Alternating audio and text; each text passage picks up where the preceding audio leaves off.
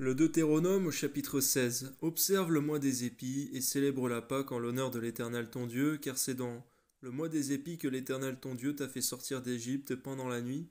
Tu sacrifieras à la Pâque en l'honneur de l'Éternel, à l'Éternel ton Dieu, tes victimes de menu et de gros bétail, dans le lieu que l'Éternel choisira pour y faire résider son nom.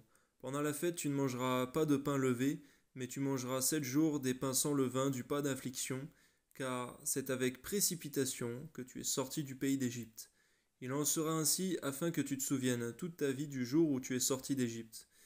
Merci Seigneur, car en ce jour, Seigneur, ce n'est plus une ordonnance de fêter cette Pâque, mais tu voulais que ton peuple, Seigneur, en cette époque, n'oublie jamais, Seigneur, et se remémore toujours, Seigneur, tout ce que tu as fait pour eux, Seigneur.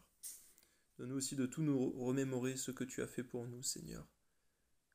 Et ce que nous fêtons aujourd'hui, Seigneur, c'est ta mort et ta résurrection, ô Jésus, par la Sainte Seine. Amen.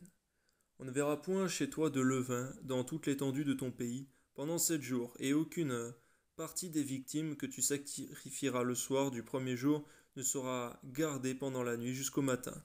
Tu ne pourras point sacrifier la Pâque dans l'un quelconque des lieux que l'Éternel, ton Dieu, te donne pour demeure. Mais c'est dans le lieu que choisira l'Éternel, ton Dieu, pour y faire résider son nom, que tu sacrifieras la Pâque le soir au coucher du soleil à l'époque de ta sortie d'Égypte. Tu feras cuire la victime et tu la mangeras dans le lieu que choisira l'Éternel, ton Dieu. Et le matin tu pourras t'en retourner et t'en aller vers tes tentes. Pendant 6 jours tu mangeras des pains sans levain, et le 7e jour il y aura une assemblée solennelle. En l'honneur de l'Éternel ton Dieu, tu ne feras aucun ouvrage. Tu compteras 7 semaines, dès que la faucille sera mise dans les blés, tu commenceras à compter 7 semaines. Puis tu célébreras la fête des semaines, et tu célébreras, et tu feras des offrandes volontaires, selon les bénédictions que l'Éternel ton Dieu t'aura accordées.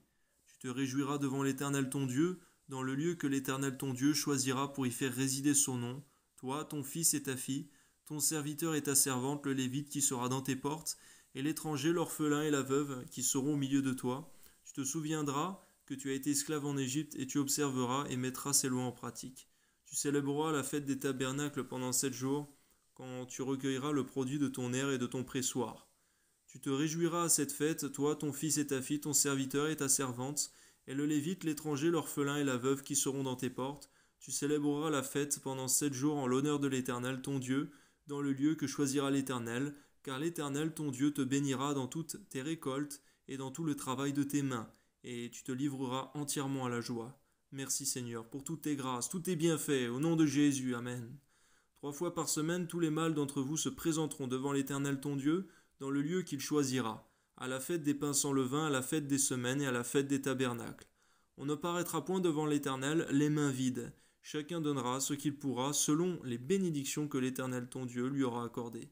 Oui, Seigneur, de nous jamais nous présenter dans ta maison les mains vides, que ce soit peu, que ce soit beaucoup, Seigneur mon Dieu. Tu as dit que celui qui sèmera peu, moissonnera peu également, Seigneur. Donne-nous de le faire toutefois de bon cœur. Pour ta gloire, Seigneur. Amen. Tu établiras des juges et des magistrats dans toutes les villes que l'Éternel ton Dieu te donne selon tes tribus, et ils jugeront le peuple avec justice. Tu ne porteras atteinte à aucun droit, tu n'auras point égard à l'apparence des personnes, et tu ne recevras point de présents, car les présents aveuglent les yeux des sages et corrompent les paroles des justes. Garde-nous, Seigneur, d'aimer les présents, Seigneur, d'aimer la corruption. Donne-nous la haine du mal, Seigneur, d'avoir le mal en horreur. Au nom de Jésus, Amen. Tu suivras ponctuellement la justice, afin que tu vives et que tu possèdes le pays que l'Éternel ton Dieu te donne. Tu ne fixeras aucune idole de bois à côté de l'autel que tu élèveras à l'Éternel ton Dieu.